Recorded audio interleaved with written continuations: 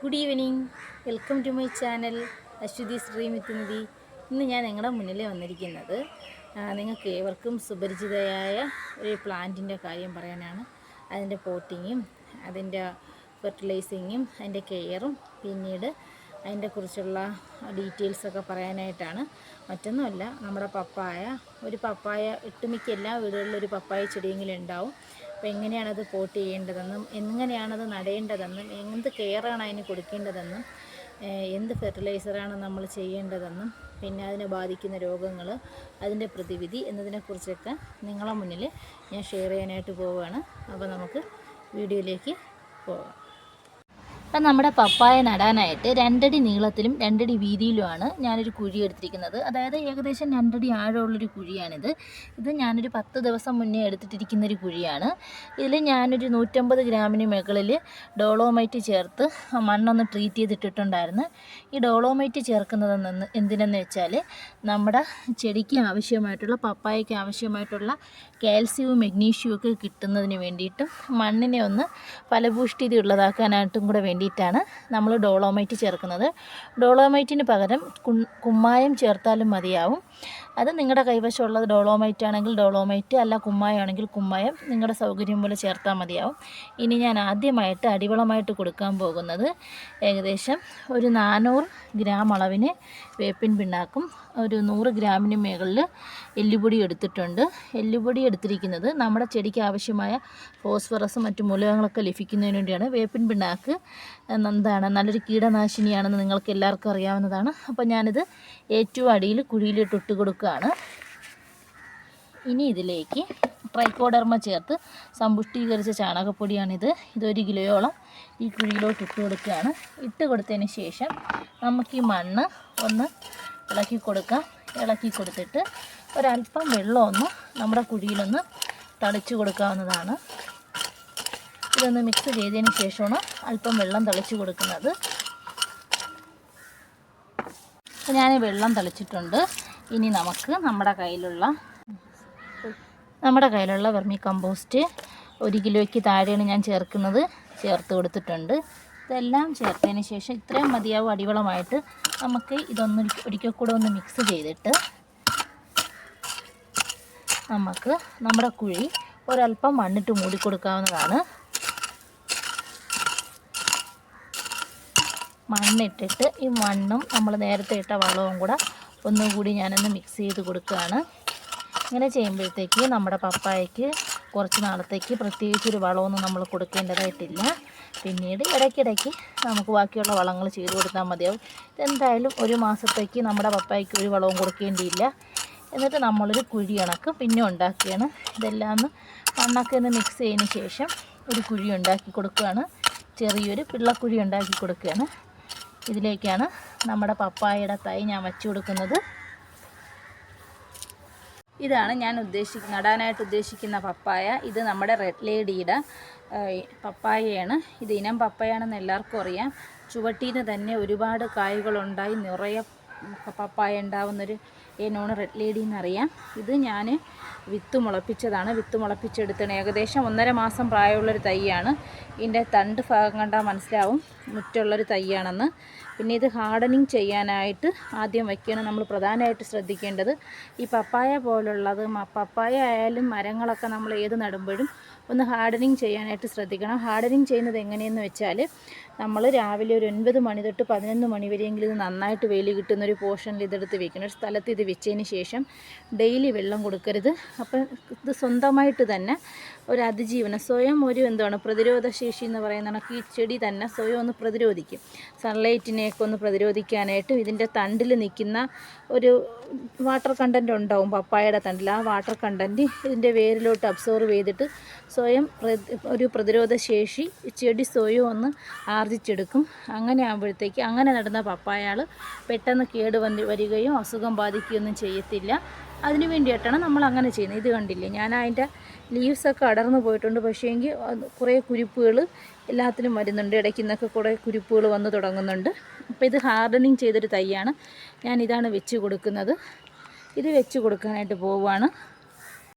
അപ്പോൾ ഞാൻ എൻ്റെ പപ്പായ മണ്ണിലോട്ട് വെച്ച് കൊടുക്കുകയാണ്. വെച്ച് കൊടുത്തിട്ട് മണ്ണിട്ട് കൊടുക്കാം നമുക്ക്.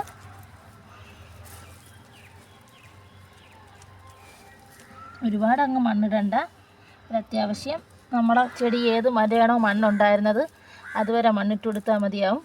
ഒരുപാട് മണ്ണിട്ട് കൊടുത്താൽ ചെടി ചീഞ്ഞു പോകുന്നതിന് സാധ്യതയുണ്ട്. പിന്നെ നടുമ്പോഴത്തേക്ക് നമ്മൾ നടാനായിട്ട് എടുക്കുന്ന സ്ഥലം പ്രത്യേകം ശ്രദ്ധിക്കണം. ഈ വെള്ളം കെട്ടി നിൽക്കാത്തൊരു സ്ഥലം തന്നെ ആയിരിക്കണം പപ്പായ നടാനായിട്ട് നമ്മൾ എടുക്കേണ്ടത്. അതല്ലെങ്കിൽ ചെടി ചീഞ്ഞു പോകാനായിട്ട് സാധ്യതയുണ്ട്. ഇന്ന് ഞാൻ നട്ടിട്ട് ഇന്ന് നന്നായിട്ട് ഞാൻ വെള്ളമൊഴിച്ച് കൊടുക്കുന്നുണ്ട്. നാളെ ഒന്ന് വെള്ളം തളിച്ചു കൊടുത്താൽ മതിയാവും. പിന്നെ 2 ദിവസത്തേക്ക് വെള്ളം ഒഴിക്കണമെന്നില്ല. അത് കഴിഞ്ഞതിന് ശേഷം 1-2 ദിവസങ്ങളിൽ വെള്ളം കൊടുത്താലും മതിയാവും. ഒരുപാട് വെള്ളം എപ്പോഴും ഇങ്ങനെ ഒഴിച്ചു കൊടുക്കണമെന്നില്ല. പപ്പായ വളരെ ഹാർഡായിട്ടുള്ള ഒരു സിറ്റുവേഷനിലും വളരുന്നൊരു ചെടി തന്നെയാണ്. ഇതിപ്പോൾ നമുക്ക് പപ്പായ നട്ട് വളർത്താൻ ഏറ്റവും നല്ല കാലാവസ്ഥയെന്ന് പറയുന്നത് ഏപ്രിൽ മെയ് മാസത്തിലാണ് നട്ട് വളർത്താനായിട്ട് ഏറ്റവും പറ്റിയ കാലാവസ്ഥ. അപ്പം മഴയില്ലല്ലോ, അധികം മഴയില്ലല്ലോ. അപ്പോൾ നമുക്ക് ഇതിൽ നിന്നൊരു സെപ്റ്റംബർ ഒക്ടോബർ മാസമൊക്കെ ആകുമ്പോഴത്തേക്ക് റെഡ് ലേഡി ആയതുകൊണ്ട് തന്നെ ഇതിൽ നിന്ന് നമുക്ക് വിളവ് ലഭിക്കാനും തുടങ്ങും. പിന്നെ ഇതിൽ നമ്മളിനി ചെയ്യേണ്ടതെന്ന് വെച്ചാൽ 1 മാസമൊക്കെ കഴിഞ്ഞതിന് ശേഷം മാത്രം നമ്മൾ വളം കൊടുത്താൽ മതിയാവും. ഇടയ്ക്കിടയ്ക്ക് ഒരു 100 ഗ്രാം വീതം ഡോളോമൈറ്റ് ഇതിൻ്റെ തടത്തിലൊന്ന് ഇട്ട് കൊടുക്കുന്നത് വളരെ നന്നായിരിക്കും. കാരണം കാൽഷ്യവും മഗ്നീഷ്യവും ഒക്കെ ചെടിക്ക് ആവശ്യമുള്ള കാൽഷ്യവും മഗ്നീഷ്യവും ഒക്കെ ഈ ഡോളോമൈറ്റിൽ നിന്ന് നമ്മുടെ ചെടിക്ക് ലഭിക്കുന്നതാണ്. നമ്മൾ ഒരുപാട് വളം കൊടുക്കേണ്ട, ചാണകപ്പൊടിയൊന്നും ഇനി കൊടുക്കേണ്ടതായിട്ടില്ല. ചാണകപ്പൊടി നൈട്രജൻ ഒരുപാടുള്ളതാണ്. നൈട്രജൻ ഒരുപാടുള്ള വളങ്ങൾ കൊടുത്തു കഴിഞ്ഞാൽ നമ്മുടെ ചെടിക്ക് ഒരുപാട് ചെടി തഴച്ച് വളരുന്നതിന് കാരണമാവും. പക്ഷേ ഫലം കുറവായിരിക്കും, ഫ്രൂട്ട്സ് കുറവായിരിക്കും. നമുക്ക് വേണ്ടത് പപ്പായയിൽ നിന്ന് മെയിനായിട്ട് ഫ്രൂട്ടാണ്. അപ്പോൾ നൈട്രജൻ കൂടുതലുള്ള വളങ്ങൾ നമ്മൾ കൊടുക്കുമ്പം ഫ്രൂട്ട് ഉണ്ടാവാനായിട്ടുള്ളൊരിത് കുറയും, ടെൻഡൻസി കുറഞ്ഞിട്ട് ചെടി നന്നായിട്ട് തഴച്ച് വളരും. അത് നമുക്ക് വേണ്ടല്ലോ. പിന്നെ പപ്പായയ്ക്ക് നല്ല ഫ്രൂട്ട്സ് കിട്ടാനായിട്ട് നമ്മളിപ്പോൾ 1 മാസം കഴിഞ്ഞതിന് ശേഷം ഒരു 100 ഗ്രാം അളവിന് എല്ലുപൊടിയും ഒരു 200 ഗ്രാം വേപ്പിൻ പിണ്ണാക്കും കൂടെ ഇതിൻ്റെ തടത്തിലിട്ടിട്ട് മൂടി കൊടുക്കാവുന്നതാണ്. പിന്നീട് ഒരു 3 മാസമൊക്കെ കഴിഞ്ഞതിന് ശേഷം ചെടിയുടെ വലിപ്പം അനുസരിച്ച്, ഇപ്പം ചെടി കായ്ക്കാറൊക്കെ ആയൊരു ചെടിയാണെങ്കിൽ ഒരു 100 ഗ്രാം അളവിന് പൊട്ടാഷ്യം ഇതിൻ്റെ ചേർത്തിടരുത്, ഒരല്പം മാറി തടത്തിലോട്ട് ഇട്ട് കൊടുത്തിട്ട് മണ്ണിട്ട് മൂടി കൊടുക്കാവുന്നതാണ്. എന്നിട്ട് ഡെയിലി വെള്ളം ഒഴിച്ച് കൊടുക്കണം. പൊട്ടാഷ്യം ഇട്ട് കൊടുക്കുമ്പം ചെടിക്ക് വളരെ നല്ല രീതിയിൽ തന്നെ കായ്ഫലം ഉണ്ടാവുന്നതിന് നമുക്ക് സഹായിക്കും. റെഡ് ലേഡി ആണെങ്കിൽ ഒരു വർഷത്തിൽ 3 തവണയാണ് നമുക്ക് കായ്ഫലം പപ്പായ തരുന്നത്. അപ്പം നമ്മൾ ഈ രാസവളമാണ് ഈ പൊട്ടാഷ്യം എന്നൊക്കെ പറയുന്നത്. ഇതൊക്കെ ഉപയോഗിച്ച് നമ്മൾ ട്രീറ്റ് ചെയ്യുന്ന കൃഷി ചെയ്യുവാണെങ്കിൽ ഒരു പപ്പായയിൽ നിന്ന് വളരെ മികച്ചൊരു വിളവ് നമുക്ക് കിട്ടും. ഒരു 100 കിലോയ്ക്ക് മുകളിലൊക്കെ ഉള്ളൊരു പപ്പായ നമുക്ക് ഒരു ചെടിയിൽ നിന്ന് ഒരു സീസണിൽ കിട്ടും.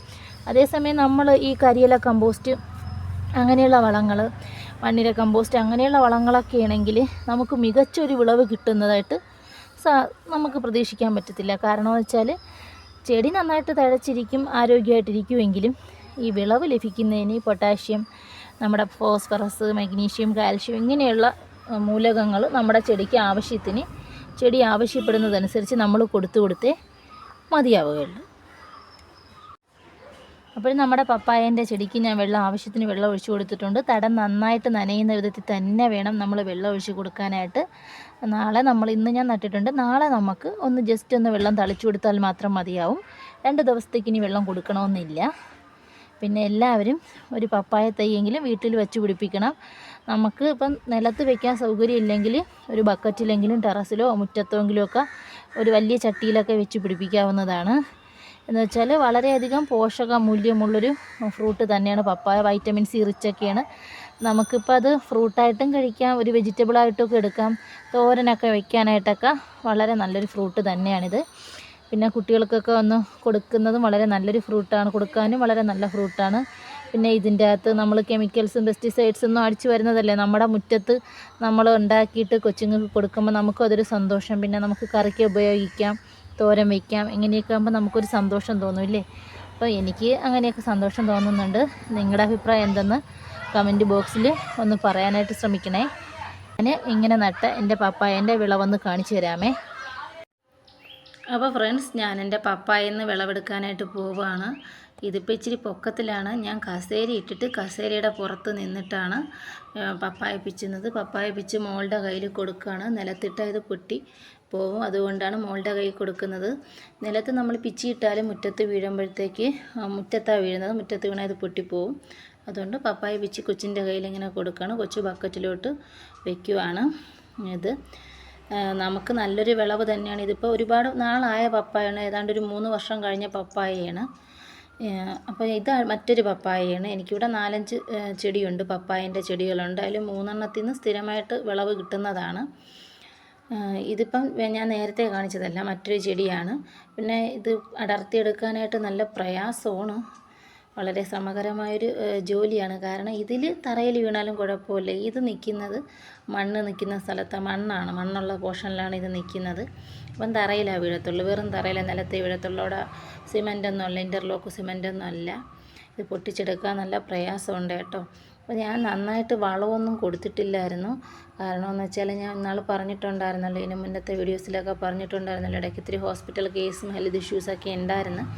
അതുകൊണ്ട് വളം കൊടുക്കുന്നതിൻ്റെ ഒരു ഇതുകൊണ്ടാണ് ഈ പപ്പായയ്ക്ക് വളർച്ച ഇത്തിരി കുറഞ്ഞു പോയിട്ടുള്ളത്. ചില പപ്പായകൾ നിങ്ങൾക്ക് ശ്രദ്ധിച്ചാൽ മനസ്സിലാവും, വലിപ്പക്കുറവുണ്ട്.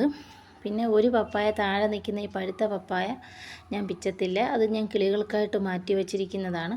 എപ്പോഴും പപ്പായ പിടിച്ചാലും 1-2 എണ്ണം ഞാൻ കിളികൾക്കായിട്ട് മാറ്റി വെച്ചേക്കും. ഈ ചൂടുകാലമായിട്ട് അവർക്കും ഒരു സന്തോഷമൊക്കെ വേണ്ടേ. അപ്പോൾ എന്തായാലും പപ്പായ ഇത്രയാണ് ഇന്ന് എനിക്ക് വിളവെടുത്ത് കിട്ടിയിട്ടുള്ളത്. ഇതിൽ വലുതുമുണ്ട് ചെറുതുമുണ്ട്. അപ്പോൾ ഇതിനി നമുക്ക് വളരെ ഹെൽത്തി ആയിട്ടുള്ളൊരിതാണ്. കുഞ്ഞുങ്ങൾക്ക് വേണമെങ്കിൽ പൂളി കൊടുക്കാം, അതല്ലെങ്കിൽ ജ്യൂസ് അടിച്ച് കൊടുക്കാം, പിന്നെ എങ്ങനെ വേണമെങ്കിൽ നമുക്ക് അവർക്ക് കൊടുക്കാവുന്നതാണ്. ഈ ഒരു പപ്പായ വളരെ ടേസ്റ്റാണ്, വളരെ നല്ലൊരു ഹെൽത്തി സാധനം. അപ്പോഴേക്കും എല്ലാവർക്കും എൻ്റെ വീഡിയോ ഇഷ്ടപ്പെട്ടെന്ന് വിചാരിക്കുന്നു. വളരെ ഒരു ദിവസമായിരിക്കട്ടെ ഇന്ന് എല്ലാവർക്കും. മറ്റൊരു അടിപൊളി വീഡിയോയുമായിട്ട് ഞാൻ നിങ്ങളുടെ മുന്നിലേക്ക് വീണ്ടും വരുന്നതാണ്. അതുവരേക്കും good bye to all. Have a nice day.